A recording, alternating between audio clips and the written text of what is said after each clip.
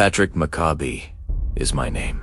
As I grew up, I always had terrible dental problems. This, along with a few other factors, led to the extraction of my wisdom teeth very late in my life. The majority of those who go through the process are expelled sometime during their high school years or, at the latest, early in their college careers. However, I was unique. It was only after I graduated from college that I even sat down for a consultation. The procedure was among the most annoying things I've ever experienced in my life, and it was quite uncomfortable. There is something you should know regarding my rehabilitation, but I won't bore you with every detail. I couldn't sleep through the night without taking pain medication because of the excruciating discomfort I was in, for whatever reason. I created a routine in which I would get up every 3 hours to take another tablet, switching between the 2 prescription drugs, although it was unbearable. There was nothing else I could do to alleviate these excruciating toothaches that would literally bring me to tears. It should go without saying that I had a terrible sleep schedule at the time. Even once my recuperation was complete,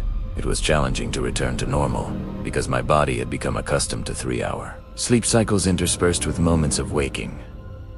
To be honest, the sleep was the hardest part. It wasn't typical. After a while, I'm telling you, I didn't even feel human.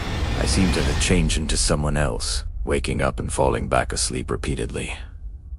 I'd rather not even consider it. I'm very certain it happened one evening during the first week of recuperation. I got up about 4:00 a.m. to take my medication once more. I couldn't get back to sleep thereafter, for some reason. It was incredibly hot in my room, but I am not sure if it was due to my illness or because the air conditioner had broken. Much hotter than normal. After approximately 10 minutes of tossing and turning, I realized I needed to take action to combat the heat. My bedroom window was the only thing that came to me. So primero opened Italiano. Although that somewhat helped, I was still unable to fall asleep. I was therefore lying in bed, miserable, and fervently hoping that I would simply go to sleep. Naturally, though I didn't.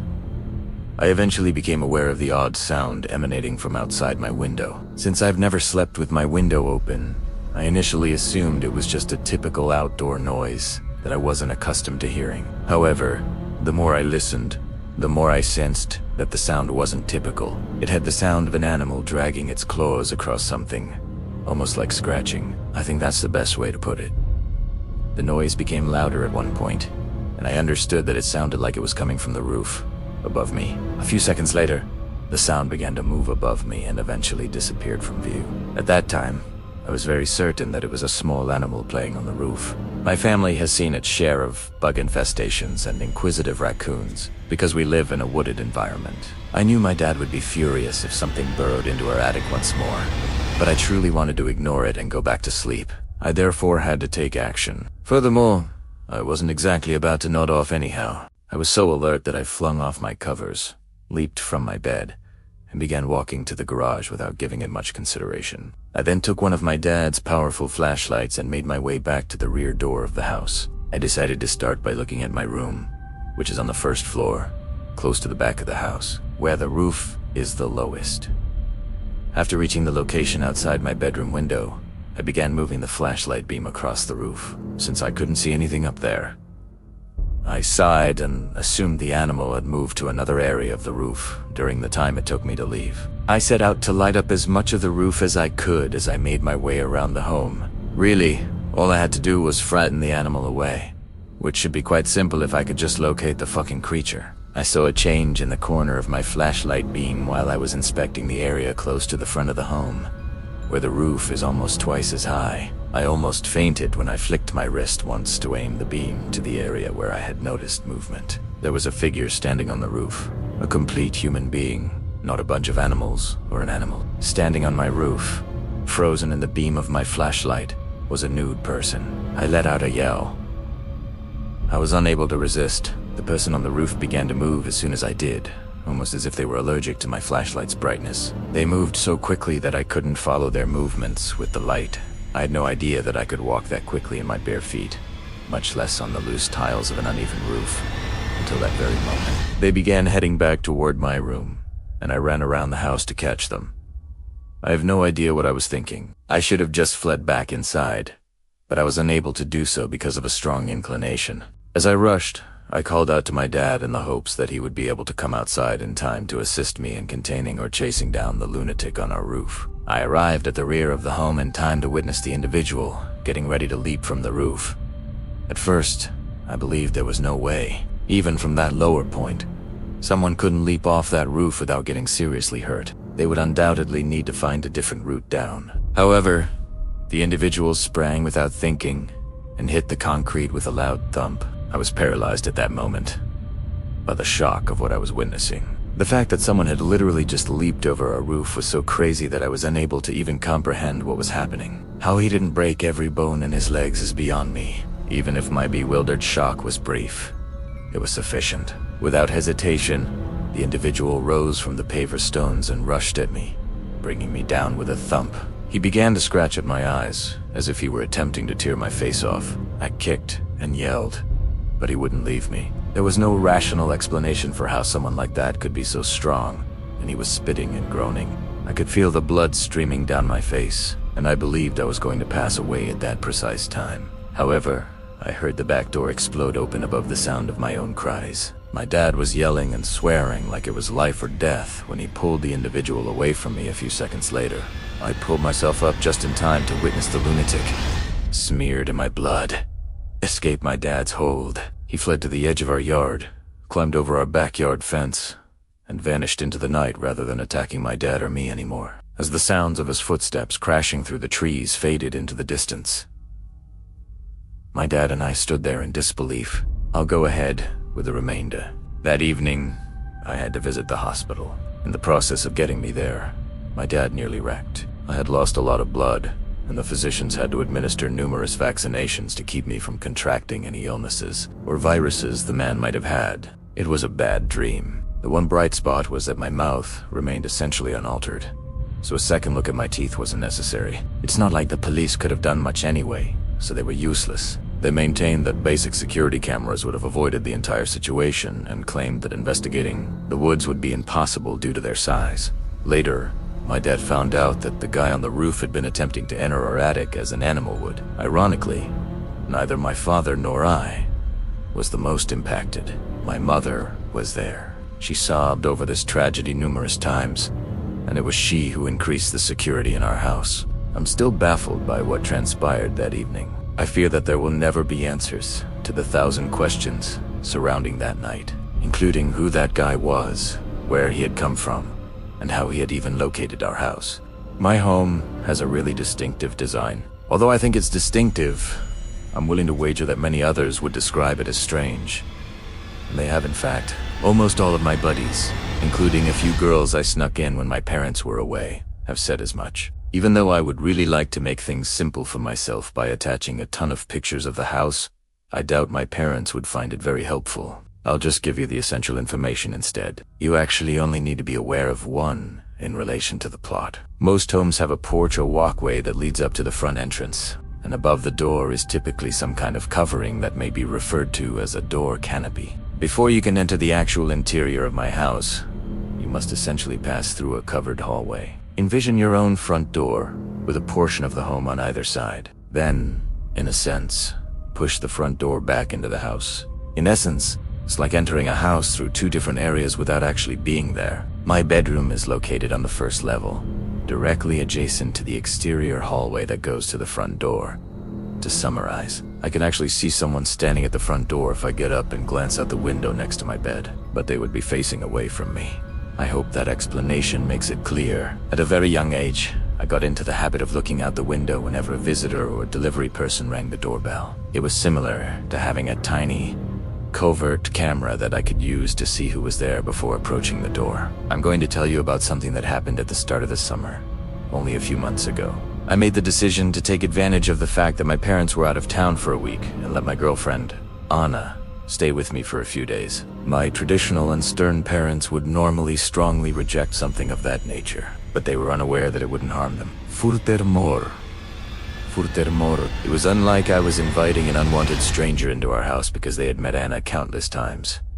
The first night went really smoothly. It was simply a casual movie night with some wine and snacks. The next morning, we swam in the pool after going to bed at a respectable hour. Neither Anna nor I are particularly big party animals, We were therefore more than content to simply unwind, play games, and watch TV for a while. Things started to go wrong on the second night.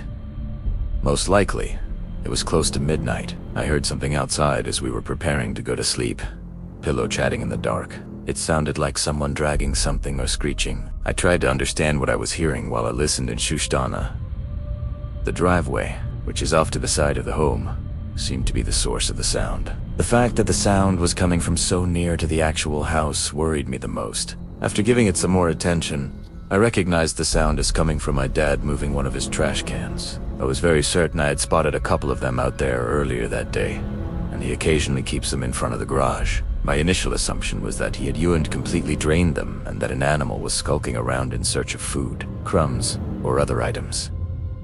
Animal or not, it's still unsettling to hear things moving in your driveway, particularly if you're the only one home, and it's too dark to see anything. The raccoon or other animal that was searching through the trash was going to be shooed away, so I told Anna to keep put. I then strolled casually to the front door after leaving my room.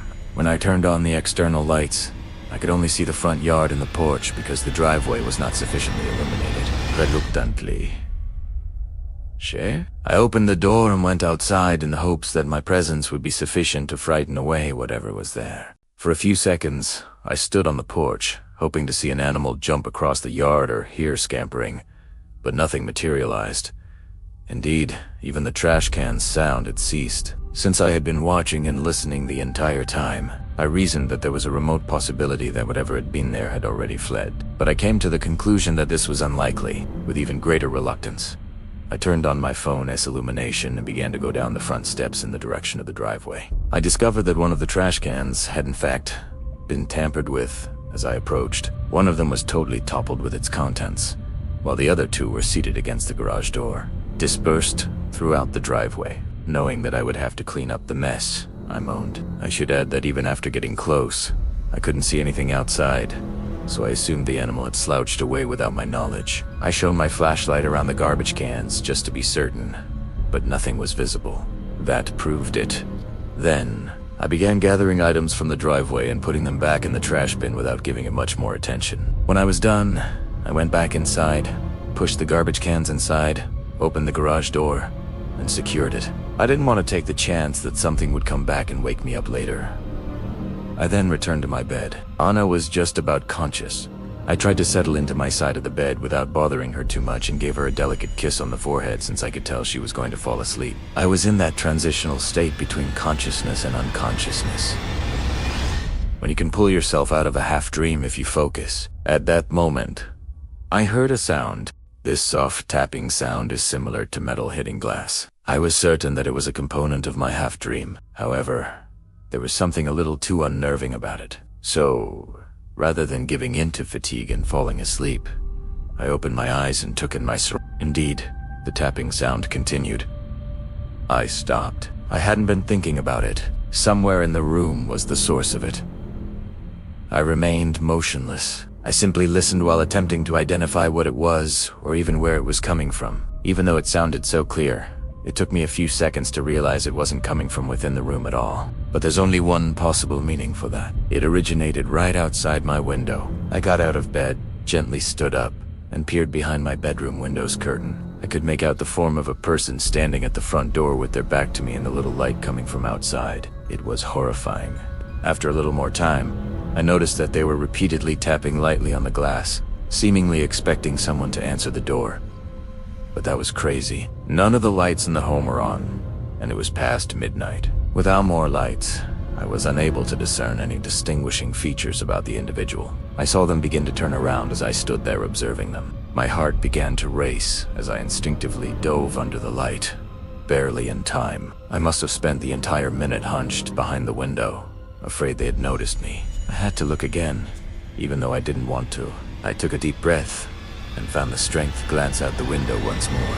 I got back up slowly, pulled aside the curtain, and immediately regretted it. A face was staring back at me from only 2 inches away from the glass. I yelled, backed away from the window, and pulled the curtain closed once more. I could see that it was a man with shriveled skin, as if his face were melting away, even though we were only in direct contact for a brief moment. I woke up as I collapsed back into the bed, still screaming violently. After screaming that someone was outside and making sure my bedroom door was shut, I picked up my phone and dialed 911. A little more than 10 minutes later, the police arrived. I spent the whole time confined in my room with Anna. Anna was holding onto my arm and preventing me from running to the front door to see where the creep had disappeared. I led the police inside when they eventually showed up and told them what I had witnessed. With my assistance, they quickly inspected the residence and verified that it was completely closed up and that there were no indications of forced entry. I felt more comfortable after that, but it didn't clarify why or where the man had gone or why he was stalking my house. They eventually informed us that they had not discovered anything odd after using their spotlights to scan the yard and go around the perimeter. After telling me to give them a ring if I saw that guy again, they departed. There were no incidents for the remainder of the week. When I finally told my parents, they seemed unconcerned, which surprised me. I was shocked that they were treating the situation so casually because we don't exactly live in a dubious area. However, to be fair, their response gave me the impression that I was slightly exaggerating. What had actually transpired, after all, had a homeless man infiltrated their home. The more I considered it, the more I saw that I was exaggerating the situation. But I doubt I would be writing this if that were the case. I'm writing this now because I've been waking up in the middle of the night for the past few nights to odd sounds coming from outside my window. There were new noises instead of my trash cans moving around like I had heard before. My dad is actually going to install some security cameras around the outside of our house after I told him about them. I still feel, though, that the guy's visit to my residence wasn't an isolated incident. I will make sure to follow up if anything else occurs. You're about to hear about an incident that almost drove me insane. To be honest, I still think about it a lot, but in the months that have passed since it occurred, I've been able to move past it somewhat. Since the entire story doesn't take long, I'll dive right in. I'm a man in my mid-30s. Who is single. I live alone in a modest one-story home without any pets. The house is quite small. There is a living room, kitchen, dining room, small garage, one bedroom, and one bathroom. That's all. Life is wonderful. I can work on my own schedule and I'm not answerable to anyone, including my parents, job, or girlfriend. Thanks to my line of work. For me, having freedom has always been essential. I have therefore tried to make the most of it wherever I can. Although I am aware that many individuals are unique and may even criticize me for leading such an immature lifestyle, everyone has different tastes and priorities. I will thus refrain from judging others as long as no one judges me. However, the extra freedom is undoubtedly linked to a number of disadvantages. I have certain poor habits that I'm sure some people would find objectionable. My terrible sleeping schedule is one of them. Late at night is when I'm most productive, for some reason. I thus frequently find myself napping into the afternoon and staying up until morning. It's simply the way my body works, and I don't see the need to make any changes until I'm compelled to. I stayed up quite late one evening. I'm speaking at 3 in the morning. I was using my computer to complete some work while seated at my desk. I wasn't even listening to music since I was in the zone. Consider yourself at busy times. I was in that type of groove. The room was completely quiet, and I was by myself with my work, my thoughts, and the sound of my keyboard. And then, suddenly, the sound of footsteps thumping down the hallway toward my bedroom, followed by 3 or 4 smashes on the bedroom door, broke the stillness. Like the kind of thunderous bangs you would anticipate from police officers attempting to break into a narcotics den. I jumped out of my chair so quickly that I knocked over my monitor and slammed my knee against the desk. I was simply taken aback. It took me entirely by surprise. Imagine being alone in your own home at 3 in the morning when all the quiet is broken by someone knocking on your door. It was, and remains, the scariest thing I've ever experienced. It was a pure reaction to stand up. After that, I was frozen solid. I was terrified of what I knew was going to happen, so I kept my eyes on the door. Someone rushed through the door and stormed into my room. I had to battle a total stranger in the middle of the night. However, it never materialized. There was nothing else that I could hear. Not even the footsteps backing away from the door. Even though I was confident I hadn't dreamt it, it seemed like I had. I'm not sure how long I stood there, but I was unable to move physically. Though I hadn't been dreaming, it seemed similar to sleep paralysis. Eventually, I heard footsteps hurrying back down the hallway.